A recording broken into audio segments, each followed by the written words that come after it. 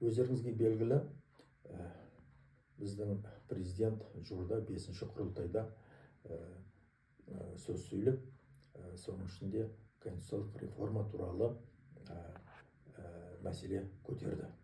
Өзінің ой пікірін халқымызға жеткізді.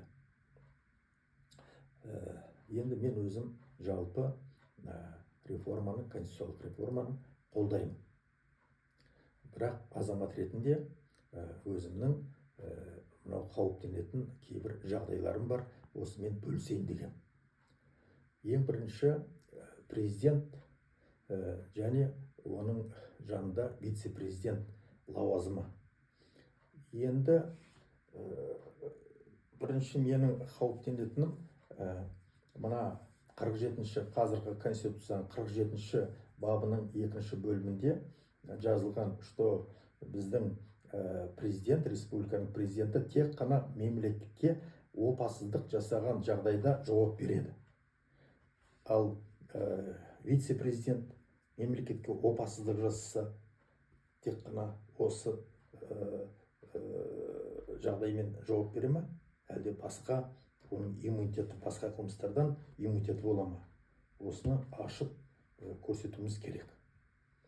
Екіншіден, мына мемлекеттік опасыздық, ол қылмыстық кодекстің 175-ші бабы, мемлекетке опасыздық жасау. Егер президент немесе вице-президент мемлекетке опасыздық жасаса, шынымен осы қылмыстық баппен жауапқа тартамыз ба? Егер тартсақ, бұл бапқа, осы 47-ші баптың 2-ші бөліміне байланысты біз 175-ші бапқа өзгерістер енгізуіміз керек. Неге? Мына 175-ші бап негізгі бөлім, 1-ші бөлім, одан кейін 2-ші, 3-ші бөлім бар. 2-ші, 3-ші бөлімнің санкциялары бірдей. Онда Қазақстан Республиканың азаматтығынан айыру, немесе 15 жылдан 20 жылға дейін бас бостандығынан айыру, немесе өмір бойы бас бостандығынан айыру. 2-ші, 3-ші бөлімнің жазалары бірдей болуы дұрыс емес деп санаймын. Ал 1-ші негізгі бөлімнің санкциясы былай жазылған: Қазақстан Республикасының азаматтығынан айыра отырып, немесе онсыз 10 жылдан 15 жылға дейінгі бас бостандығынан айыру. Мәселе неде? 2-ші бөлігі ұрыс кезінде мемлекетке опасыздық жасаса, боевая обстановка кезінде. 3-шісі соғыс кезінде. Бұл екі бөлімде бөлімнің қылмыс жасайтын уақыттар келген жоқ әлі. 34 жылда соғыс болған жоқ бізде. Немесе боевая обстановка ұрыс кезінде ол да болған жоқ. Өте тез өтетін уақыт. Сондықтан ол 2-ші, 3-ші бөлімде қолдану тіпті мүмкін емес қазір. Сондықтан егер де осындай әрекеттер жасалса, 1-ші бөліммен жауапқа тартамыз. Ал 1-ші бөлімде Қазақстан Республикасының азаматтығынан айыра отырып, егер біз сот ретінде Қазақстан Республикасының азаматтығынан айырып тастасақ, онда бұл арнайы субъект, Қазақстанның азаматы. Онда бұл қылмыстық баппен қалай тартамыз? Екіншіден, бір түсінбегенім менің 10 жылдан 15 жылға дейін. Қалай президент тек қана немесе мүмкін вице-президент деп жазамыз осы қылмыс үшін, мемлекетке опасыздық үшін жауапқа тартылады деп конституция көрсетіп тұрмыз, ал өзіміздің бұл ең ауырлығын көрсетіп тұр ғой бұл қылмыстың. Ал оның жазасы 10 жылдан 15 жылға дейін. Бұл қалай болады екен?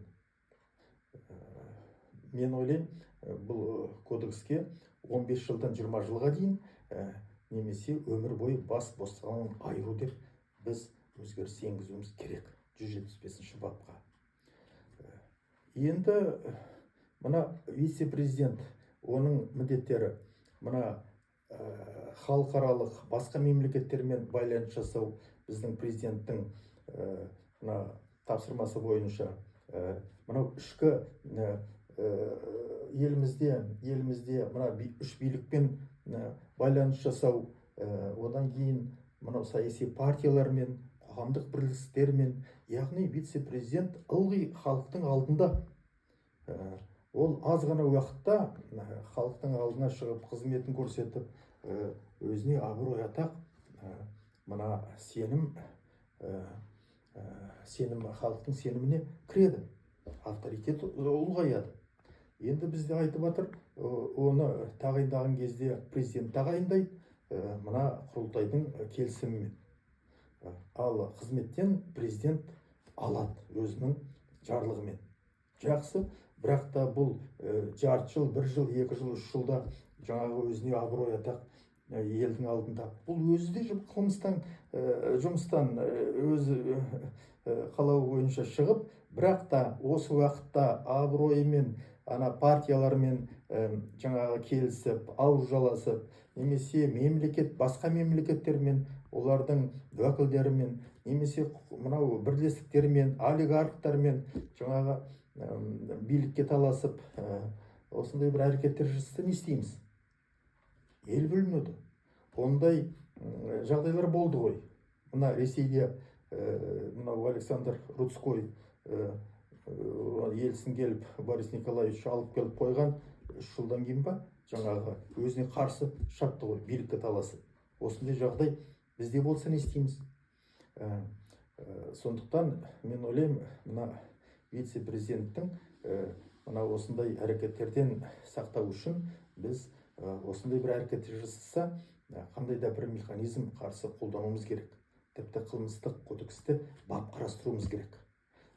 Одан кейін вице-президентті мүмкін бір-ақ рет бір президентпен бір адам бір-ақ рет вице-президент бола алады. Және бұл вице-президент келешекте тек қана 3-4 мерзім өткеннен кейін ғана президенттік лауазымға көсе алады. Осындай бір механизмдерді қарастыруымыз керек. Әйтпесе адамға билік деген өте қымбат. Билік үшін ағасында, інісінде өлтірген мынау тарихта бар, әкесінде өлтірген тарихта бар. Сондықтан осындай жағдай болады деп мен қауіптенемін. Келесі бір менің қауіптенетінім, мына құрылтай сенатты аламыз, мен қолдаймын оны. Енді құрылтай 145 депутат болады дейді. Маған десе 245 болсын, 345 болсын. Бірақ бұл депутаттардың бәрі жұмыс істейтін, жұмысқа қабілетті, білімді адамдар болу керек, жаңа адамдар болу керек. Оны қалай қамтамасыз етеміз? Қандай гарантия бар? Біздің қазіргі 100 осы сенатпен мына мәжілісте барлығын қосқанда 148 депутат дейді. Сол депутаттар қайтып осында отырмайды. Қазіргі соңғы бір сайлауда 7-8 білікті мынау жігіттер, біздің депутаттар бар, оны әлеуметтік желіде де, теледидарда да көріп жүрміз. Оларды көріп менің қуанамын. Бірақ та біз мына бұрынғы министр болған, замминистр болған, яғни мемлекеттік саяси лауазымда болған адамдар өздерінің қызметтерін істей алмай, немесе қандай да бір себептермен жұмыстан шыққаннан кейін барып сенатқа отыратын, немесе депутат болатын. Өздері көрінбейді содан кейін. Қанша уақыт жүрген осындай адамдар бар. Тіпті біздің кейбір адамдардың мына нелеріне қараған кезде, менің ойымша, мынау депутат деген қазір сондай бір жатып шер, жалқау, арам тамақ, осындай бір бейне қалыптасып жатыр. Одан біз арылуымыз керек. Депутат деген ол біздің сорпаға шыққан халқымыздың мынау қалаулы адамдар. Сондықтан бір мына осы мемлекеттік саяси лауазымда істеген адамдарға тым болмаса министрлерге. Бізде заң бар ғой, 2015 жылғы болу керек заң, мемлекеттік саяси лауазымдар. 30-ға жуық, соның ішінде министрлер. Қазір министерство қанша болса, 21 министерство бар екен. олардың бірінші орынбасарлары, олардың орынбасарлары, осылардың бәрі жаңағы саяси, мемлекеттік саяси лауазымға жатады екен. Ал осы министрлер сияқты 28-29 лауазым бар.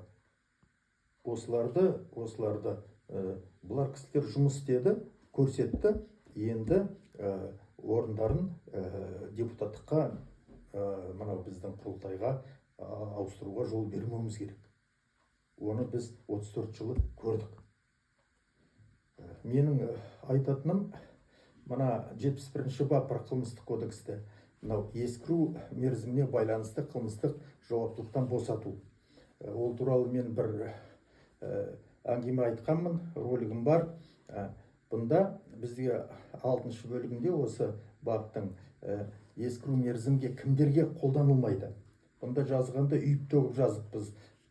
Бейбітшілік, адамзатқа қарсы қылмыстар болса, террористік қылмыстар болса, экстремистік қылмыстар болса, бейбітшілікке қарсы, қоғамдық тәртіпке қарсы, осындай қылмыстық кодекстің ерекше бөлімнің тарауын осыған біз кіргізіп қолданылмайды деппіз.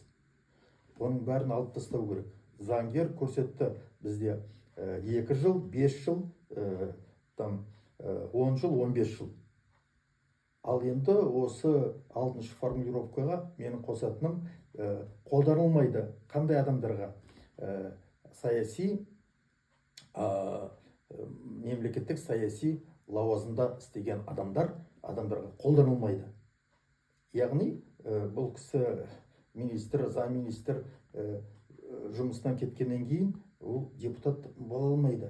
Болмау керек. Себебі тықылдатып 10 жылдан кейін ба, 5 жылдан кейін ба, 3 жылдан кейін ба полиция келуі мүмкін. Оған ескіру мерзімі қолданылмайды. Енді басқа қандай амалдар бар? Және бұл мына басқа да бір жақсы жағдайлары бар деп мен ойлаймын.